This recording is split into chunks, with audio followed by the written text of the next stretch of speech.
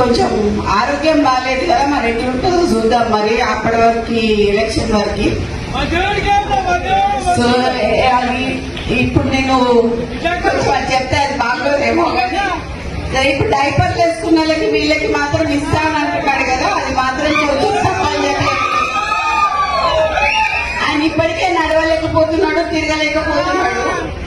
ఈయన మరి వృద్ధునికి 80 ఏళ్ళు వచ్చినానికి ఇస్తా అని చెప్పి అంటుంటే హాస్యాస్పదంగా అనిపించి మరి ఈ రోజు రావడం జరిగింది.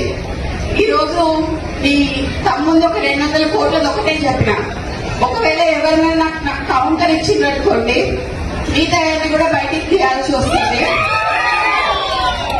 సో ఎవరు కౌంటర్ ఇచ్చినా బయటికి తీసి సీతా దయాకర్ గారికి కూడా పదవి ఇచ్చినావు నువ్వు. సీతా దయాకర్ గారు ఏం చేసిందే పార్టీకి?